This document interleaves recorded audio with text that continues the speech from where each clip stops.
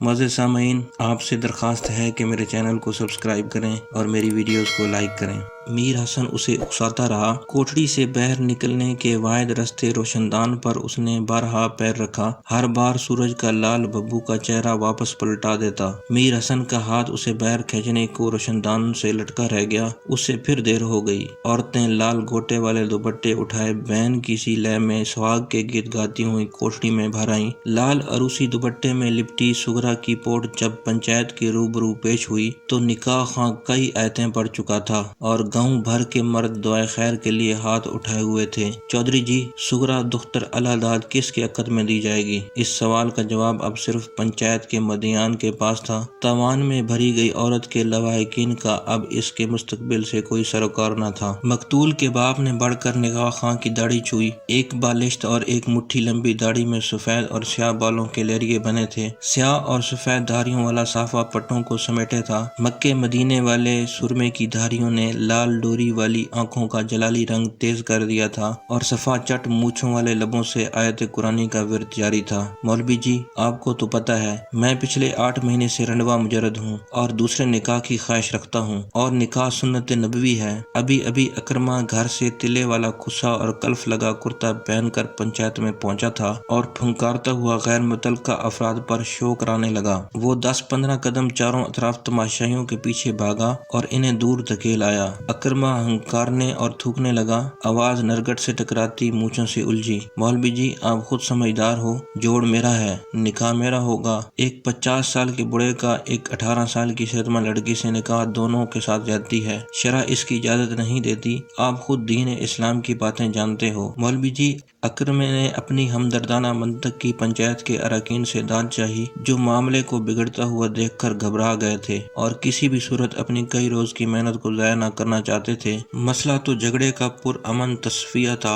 تاوان میں بھری گئی بانہ کے حقوق کا مسئلہ نہ تھا۔ چودھری نے باپ بیٹے دونوں کو ایک طرف لے جا کر سمجھایا بجھایا، لیکن باپ بیٹے کے درمیان تکھی نگاہی چڑھی تیوریوں، گھرگیوں اور گرم جملوں میں ملکیت کا جھگڑا برپا ہو گیا۔ جکھڑ دھول کے ترنگل بھر بھر کر سفید صافوں اور اکڑی ہوئی مونچھوں پر بچھانے لگے۔ چودھری کی چرپائی کی بغل میں کچی زمین پر بیٹھی سغرا کو دھرتی کے اندر موجن سارے پانیوں، ساری یکبستگیوں، تاریکیوں نے کسی گہرے خوں میں منجمد کر دیا تھا۔ جوڑ جوڑ کا کافور چڑھ رہا تھا۔ برف کی سلیں پگھل رہی تھیں جو اب پور لہو میں جم گئی تھیں۔ چودھری پنچایت کی ناکامی کے تصور سے گلا کھنگار کر گھر کا، جس طرح مردے کو مٹی کے حوالے کرنے میں دیر نہیں کرنی چاہیے، اسی طرح جھگڑے والی عورت کے نکاح میں بھی دیر نہیں ہونی چاہیے۔ تبھی اکرمے کے باپ نے پگڑی اتار کر جھاڑی، کئی زرد ہرے پتے اڑے اور مویشیوں کی کھرلیوں میں ٹپک گئے۔ رات کے مردہ ڈھور سے گدھ حرام چونچیں بھرے دیوانہ وار گاؤں کی فضاؤں میں منڈلانے لگے تھے۔ سورج دھندلا گیا۔ سرکار، اصغرے کا خون اتنا سستا نہیں ہے کہ ہم اسے اتنا سولہ معاف کر دیں۔ ہمیں ایک نہیں 2 بانہیں چاہیے۔ تماشائیوں کا دائرہ 1-2 قدم اور آگے کھسک آیا۔ 9 عمر لڑکے بھیڑ کا دھکا کھا کر منہ کے بل گرے۔ اکرمے نے اٹھ کر ان پر ٹھڈوں کی بارش کر دی۔ سغرا کے خاندان کے مردوں میں اس نا انصافی پر شور مچا اور پنچایت چھوڑ کر اٹھنے لگے۔ ثالث اس نئے تقاضے پر ہڑبڑا گئے۔ تماش بین مزید قتل و غارت کے تصور سے پرجوش ہو کر ڈھوکوں بنیوں پر خبر سنانے کو چلے۔ سغرا کی نسوں رگوں میں برف کا کانچ تیز دھار ہو گیا۔ سر پر دھری گناہگار وجود کی پانڈ اتنی وزنی ہو گئی کہ زمین دھنستی چلی گئی۔ سغرا کی ماں نے بین الاپا، مائیں بیٹیاں بیٹوں پر وارنے کے لیے جنتی ہیں، جہاں ایک گئی وہاں دوسری بھی واری۔ ہائے میرا حمید، ہائے میرا حمید، چھٹ کر نہ آئے تو میں مرتی ہوں۔ سغرا کی بھابھی نے بین کا سر جوڑا۔ شام پڑنے سے پہلے حمید چھٹ کر گھر نہ پہنچے تو میں تیل چھڑک کر جل مروں۔ ہائے اس موئی کے کرنوں کی میں کیوں بھگتوں۔ مجمع چھٹتے چھٹتے پھر اکٹھا ہو گیا۔ مردوں کے بیچ جھگڑا ابھی جاری تھا کہ سغرا کی ماں اپنی چھوٹی بیٹی زرینہ کو لال دوپٹہ اوڑھے پنچایت میں لے آئی۔ پنچایت پھر سج گئی۔ فیصلے کی سانگل مردوں کے ہاتھ سے نکل کر عورتوں کی بکل میں چلی گئی تھی۔ گاؤں کے بزرگ اپنی کامیابی پر پرجوش تھے کہ گاؤں کی پیاسی مٹی خون کی شرابی سے بچ گئی اور سغرا کا فتنہ بھی ٹھکانے لگا۔ زرینہ کے ساتھ تھوڑی زیادتی ہوئی، لیکن خون کا جھگڑا مٹانے کو اگر اس کی کم عمری کام آ گئی تو کیا برا۔ گاؤں بھر کی عورتوں نے سکون کا ہوکارا بھرا۔ اب ان کے مرد محفوظ ہوں گے اور اپنی توانائیاں گلیوں کی نکڑوں میں انتظار کی آنکھیں بند کر ضائع کرنے کی بجائے کھیتوں میں پسینہ بہا کر بہائیں گے۔ گیہوں کا ناڑا خشک خشک ہو گیا تھا اور اس میں درانتی پڑنے والی تھی، وہی رات سغرا پر ایسے پڑی جیسے اصغرے کی گردن کٹنے کے بعد تادیر اس کے بدن کی پور تڑپتی پھڑکتی رہی تھی۔ ہر عضو باری باری مرا تھا، پہلے پیر زرد ہوئے، پھر ٹانگیں بے جان ہوئیں، پھر دھڑ کی جان نکلی، آخر کٹے ہوئے نرگٹ سے لہو کے فوارے کے ساتھ آخری تڑپ پھڑک کھگک کی آواز کے ساتھ بے حس ہو گئی تھی۔ وہ بھی رات بھر ادھ کٹی گردن کے ساتھ اکرمے کے تیز پھالوں کی زد میں رہی۔ وہ اپنے بھائی کے خون کا بدلہ، اپنی بے عزتی اور نفرت کا انتقام چکا رہا تھا۔ ہر اس پر پل پل ہمراہ آور ہوتا تھا، یہ آنکھیں، شربت کے پیالے آنکھیں، مجھے پیاسا رکھتے اور میر حسن پر چھلک چھلک پڑتے۔ آج یہ میرے اختیار میں ہیں، چاہے ان میں ہونٹوں کے تکلے پرو دوں کہ ہاتھ ڈال ڈیلے بہر کھینچ نکالوں۔ اصغرے کی بہنیں بھابیاں انتقام کی اس آسودگی کی منتظر تھیں جب سغرا کے حسن کے سنہری ناک کی کینچلی ادھر جائے گی، جب آنکھوں کی روگنی پیالے نیر بہا بہا کر بے نور گڑے ہو جائیں گے، جب بدن کے شاداب نشیب و فراز تپ دک کی سولی پر چڑھ کر مسمار ہو جائیں گے، تو پھر اصغرے کا خون بہا وصول ہو جائے گا۔ گیہوں کے کھیتوں میں بھریاں جم رہی تھیں، عورتیں تنوروں کو نئے مٹھ لگا رہی تھیں اور کورے تنوروں میں لوسن کی ساول مل مل کر ان کی سطح ہموار اور پکی بنا رہی تھیں۔ راج باغ کے پانی کے سینے سے گرم آئیں جیسی بھاپ اٹھنے لگی تھی اور واڑی بیٹھے کسان درانتیوں کی دھاریں تیز کروا رہے تھے۔ انہی بدلتے موسموں کی حدت میں سغرا شب بھر اکرمے کی قتلیوں سے زخمی ہوتی تو دن بھر زرینہ کی نوچ کسوٹ میں رہتی۔ یہ 15 برس کی لڑکی لپک جھپک اس کی ساس کی عمر کو پہنچ گئی تھی۔ وہ بوڑھے شوہر کی تو خدمت گزار بیوی بن گئی، لیکن اس زیادتی کا بدلہ سغرا سے چکانے لگی۔ اسے چولہے چوکے دودھ سالن کو ہاتھ نہ لگانے دیتی، گڑ کی پھیلی بھی نکالتی تو دونوں بازو لہراتی زبان کا لٹ ساڑ ساڑ برساتی۔ اس کے حلق میں سے نکلتی دھاڑ میں جیسے اس کی کم سنی کے ارمانوں کا چھید چھید لہو ٹپکتا ہو۔ ڈھاڑے میں لیٹا سسر نو عمر بیوی سے نئی توانائی کشید کرتا اور وجود کی بوسیدگی میں کھانستا، زرینہ میری جان، کیوں سر کھپاتی ہے اس گدی سے؟ ٹوکری دے کر بھیج اسے باڑے میں، گوہا پھوسی ہونجے، اسی قابل ہے۔ روٹی آتے کو ہاتھ نہ لگانے دینا پلیت کو، جیسے اس کے بھربھرے بدن میں سغرا نے ہی خمیر ملا دیا ہو اور اب وہ نو عمر بیوی کے امتحان میں ناکامی کی ذمہ داری سغرا کی نفرت میں کھوج رہا ہو۔ پرلے اوٹے سے بڑی نند ہرا ہرا پھنکارتی، اوٹے میں پیر نہ رکھنے دیا کر ناپاک کو، گھر سے رزق کی برکت اٹھ جائے گی۔ زرینہ اپنے ہنسنے کھیلنے کے دن ایک چھلانگ میں ٹاپتی 18 ایکڑ کی ذمہ دارنی بن گئی تھی اور گاؤں کی عورتیں اسے چھوٹی چودرانی کہنے لگی تھیں۔ اناج پھٹی دودھ گھی کی مالک شوہر کی لاڈلی، اپنی ستیلی بیٹیوں کی چھوٹی بہن، اکرمے کا چھوٹا بھائی زرینہ سے سال 2 سال بڑے ہونے کے باوجود اسے ماں جی کہنے لگے تھے اور سغرا کو سغرا کہہ کر بلاتے تھے۔ خود اس کے وجود میں سوئی عمر کی پختگی اور سنجیدگی نے ایڑ لگا دی تھی۔ وہ چادر کی بکل مارے رڑکے کی دستیاں ہلاتی، وڈ وڈیری 50 سالہ شوہر سے بس ایک قدم ہی پیچھے رہ گئی تھی۔ اپنے ماں بننے کی خبر گاؤں بھر میں یوں نشر کی جیسے 50 سالہ لاولد شوہر کو منتوں مرادوں کے بعد صاحب اولاد ہونے کی خوشخبری دی ہو۔ یہ 18 ایکڑ کا 50 سالہ ذمہ دار اپنی 15-16 برس کی دلہن کے سامنے یوں دھنسا پنسا رہتا جیسے بیٹے کے خون کے عوض اسے نہ خریدا ہو بلکہ خود فروخت ہو گیا ہو۔ وہ جتنی بھرپور ہوتی چلی جا رہی تھی وہ اتنا ہی کمزور اور بوڑھا جیسے وہ اس کے خون سے پھل پھول رہی ہو۔ شہر کے بڑے اسپتال میں 18 ایکڑ کا وارث پیدا کیا تو 40,000 کا خرچہ ہوا اور 10,000 کے پورے شریکیں برادری کی دعوت کی گئی۔ لڑکے کی شبہات بالکل باپ پر گئی تھی۔ زرینہ اسے سغرا سے چھپا چھپا کر رکھتی، جیسے اس کی نظر پڑ گئی تو 18 ایکڑ کی زمینداری لاوارث رہ جائے گی۔ بچے کو گود میں چھپائے حکموں، گھرکیوں اور تانوں کی لٹ سے اسے رگیدتی رہتی۔ کم ذات پتیلے کے تلے پر کالک چھوڑ دی، تیرے اپنے منہ پر جو ملی ہے یہ کالک، سارا گھٹا اڑا کر چودھری عبداللہ پر ڈال دیا۔ غریب سوتے میں بلک بلک کر رویا،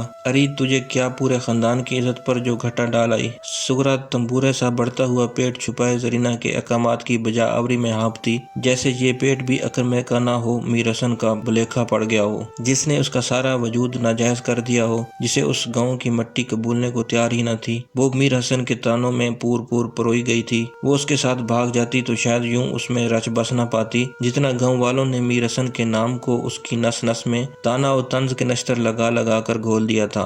بعض اوقات تو اسے اکرمہ بھی میر حسن لگنے لگتا۔ وہ آنکھیں کھول کر دیکھتی تو ہڑبڑا کر اکرمے کو پرے دھکیل کچل دیتی تو وہ زیادہ شدت سے اس پر حملہ آور ہوتا۔ کیوں یار کا بھلیکھا پڑا تھا جو تجھے روشن دان سے نکالنے آیا تھا، وہ ایک ایک اعضاء پر یوں ٹوٹ ٹوٹ کر پڑتا جیسے اس کے وجود کے نشیب و فراز میں میر حسن گھسا بیٹھا ہو اور وہ اس کے قدموں کے نشانات کو چن چن کر کوٹ پھاٹ رہا ہو۔ لیکن وہ جن بن کر دھاڑتا رہتا کہ نہیں جاؤں گا، نہیں جاؤں گا۔ جن والی عورت عامل کی مار کھا کھا کر ادم ہوئی ہو جاتی لیکن جن نہ نکل پاتا۔ سغرا کے سروٹے جیسے بال جانڈ کی جٹائیں بن کر بکھر گئے، نرمے کی گڈی جیسے لب خشک کھکریوں سے بدرنگ ہو گئے جن کے سینے میں پھوٹی کرانٹ ہو جاتی ہے۔ گاؤں کی عورتوں کو عجیب آسودگی کا جھولا سا ملتا۔ ہے نہیں میرا عبد الرحمن جیون جوگا، راتوں کو اٹھ اٹھ دعائی دیتا، اس کے سروٹے جیسے بال مجھے پھائی دیتے ہیں، آٹھوں پیر اسی کا چہرہ نظروں میں رہتا ہے، لگتا ہے دانتوں کی لڑیاں زہر کے قطرے بن بھر کر مجھ پر ٹپکتی ہیں۔ ہائے سوداں بی بی، میرے اسلم کو تو مالا خولیا ہو گیا، سوتے میں بھی سغراں سغراں پکارتا نرا سودائی۔ ہائے نہیں میرا بندہ، نکھتری نے ایسا جادو ڈالا، شام پڑے منہ سر لپیٹ سوتا بن جاتا، نہ مجھے دیکھے نہ بلائے۔ ہائے نہیں نرا جوگی، اللہ نے سنی، ہائے اللہ پاک نے انصاف کیا، گھل گھل کر مر رہی ہے۔ اڑیو کہاں گئے وہ سونا رنگے گال اور ہیرے کی کنی سے نین؟ ہائے نہیں اپنی لشکاروں سے ساڑ ساڑ ہمیں سوا کرتی، آج آپ سوا ہو گلیوں میں اڑتی ہے۔ ہائے چندری، ہائے چندری۔ عورتوں نے گھٹنوں پر تاڑ تاڑ ہتھیلیاں ماری۔ سغرا نے بیٹی کو یوں جنم دیا جیسے دن پورے ہونے کا بس انتظار ہی کر رہی تھی۔ دائی ابھی چوکھٹ پر پہنچی تھی کہ رونے کی آواز اس نے باہر ہی سن لی۔ ناڑا کاٹنے کو درانتی لینے ڈھارے کو پلٹی کہ سغرا پر جن آ گیا۔ وہ بچی پر یوں حملہ آور ہوئی جیسے اکرما اس پر پل پل کو پڑتا تھا۔ بچی کی ناف کھینچتے ہوئے چڑیل سی چیخی تھی، نہ تجھے اس گندی دنیا میں آنے کی اتنی جلدی کیا تھی؟ پیٹ میں نہ مری تو پیدا ہوتے مر جاتی۔ اس نکتھی دنیا کا تجھے کیا دیکھنا جو میں نے نہیں دیکھا؟ دائی نے سغرا کے جن کو چارپائی سے نیچے دھکیلا، آدموئی بچی کو پرانے کپڑے کی دھجی میں لپیٹا۔ بچی سغرا کا کوئی نقش بھی چھوڑ کر نہ آئی تھی۔ پورے گاؤں میں ہوک سی پڑی، عورتوں نے ایک دوجی کے چپے دیے، اڑیو دہاڑے گنو ایک اور قتل کے، بچا کے رکھو نہیں اپنے لال، سپنی ڈانگ مارنے کو پیدا ہوئی، زرینہ چادر میں ڈھک ڈھک بیٹے کو دودھ پلاتی۔ ہائے نہیں کہیں چڑیل کی نظر ہی نہ لگ جائے، بدبخت کے دودھ بھی نہ اترا۔ اڑیو میری تو پوری بھینس جتنا ہوانہ ہے۔ اکرمے نے لڑکی کو ایک نظر دیکھا اور کہیں کو نکل گیا۔ نری سغرا جیسی، اکرمے کا تو کوئی حصہ ہی نہ ڈالا ہو، جیسے ماں کی طرح بیٹی نے بھی اسے دھتکار دیا ہو۔ وہ دن کو میر حسن کی شبیہ کو گلیوں بہکوں میں ڈھونڈتا پھرا اور اس روز لوٹ کے آیا جس روز لڑکی کی موت کی خبر ملی۔ بچی سغرا کی نفرتوں اور اکرمے کے شبہ کے بوجھ کو نہ جھیل سکی۔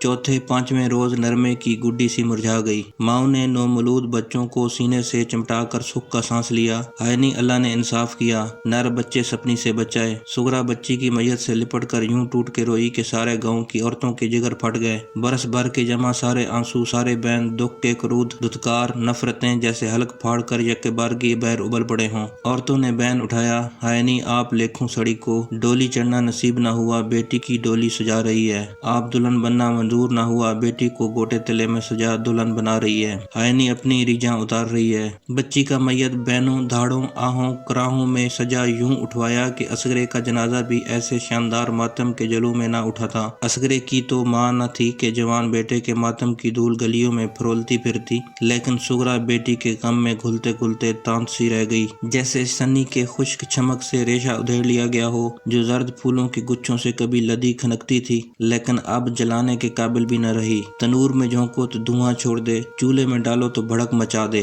یہ سغرا کی نحوست تھی کہ زرینہ کی بد دعا اس کے بعد گاؤں میں پیدا ہونے والی ہر لڑکی دوسرے چوتھے روز مر جاتی، لیکن لڑکے جیتے رہتے۔ ملا نے چلے کاٹے، پیروں نے تعویذ لکھے، عاملوں نے حساب لگایا، بزرگوں نے دعائیں مانگی، لیکن کوئی شیطانی نقش تھا جو بڑا سخت تھا۔ ہر بچی کی میت پر سغرا بہنوں کے سوز پر یوں پورے گاؤں کو رلا رلا آنسوؤں میں بہا دیتی کہ ایسا تو جوان بیٹوں کی موت پر مائیں بھی کبھی نہ رو پاتی تھی۔ دنوں تک ان ننھی منی قبروں کو جنگلی پھولوں اور سبز کونپلوں سے سجاتی اور پانی کا چھڑکاؤ کرتی رہتی جیسے ان ذرا ذرا قبروں کی مجاور ہو۔ یہ تو لوگوں کو بہت بعد میں احساس ہوا کہ سغرا ہر اس گھر میں جاتی جہاں کوئی لڑکی جنم لیتی ہے، لیکن لڑکوں والے گھر چھوڑ جاتی ہے، اور جہاں جاتی ہے منحوس، واپس آتے ہی لڑکی کی حالت بگڑنے لگتی ہے۔ پچھل بیری کا سایہ ہے کہ کوئی زہر کی چٹکی چکھا آتی ہے، لوگ زچہ بچہ کو اس کے سائے سے بچانے لگے۔ پیٹ پیچھے چاہے وہ چڑیل جادوگرنی ڈائن صحیح، لیکن جس گلی سے گزر جاتی عورتیں راہ چھوڑ دیتی اور کلمہ شریف کا ورد کرتی اور یوں ڈرتی جیسے یہ سغرا نہ ہو اس گاؤں پر کوئی بھاری وقت آیا ہو، پتہ نہیں کب پتھروں کی بارش شروع ہو جائے اور ان کے بچے مرنے لگیں۔ میر حسن کے ہاں بیٹی پیدا ہوئی تو اس کی بیوی نے خاص خیال رکھا کہ کہیں عورتوں میں مل کر سغرا بچی کو دیکھنے کے بہانے نہ چلی آئے۔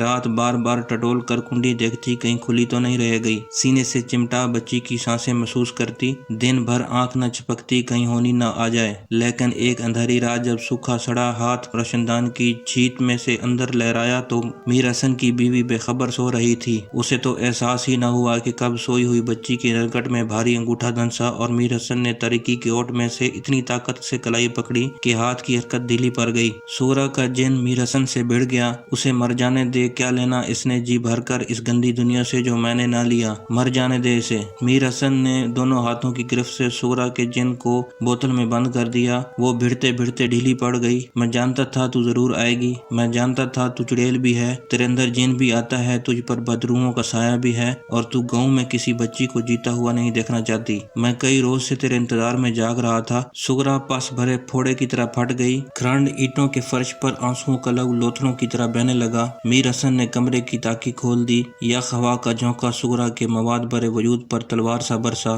سغرا، جس ہاتھ بھر کے روشن دان کو تو نہ ڈانپ سکی تھی، اس امید پر اسے جینے دے کہ وہ روشن دان اس کے لیے پورا کھلا ہوگا، ورنہ اپنے ہی وجود میں کھولتے پاس بھرے مواد کے زہر سے تو مر جائے گی۔ سغرا طریق روشن دان کے قدمے میں اوندھی پڑی تھی۔ اس کے اندر پاس بھرے مواد کا سیلابی ریلا آنکھوں اور حلق کے سارے بند توڑتا بہہ نکلا تھا اور خالی خلی وجود کھرانڈ اینٹوں کے فرش پر پڑا رہ گیا تھا۔ معزز سامعین، آپ سے درخواست ہے کہ میرے چینل کو سبسکرائب کریں اور میری ویڈیوز کو لائک کریں۔ اس کہانی کے پہلے حصے کو سننے کے لیے میرے چینل کو وزٹ کریں یا اس ویڈیو کی ڈسکرپشن میں دیے گئے لنک پر کلک کریں۔ بہت شکریہ۔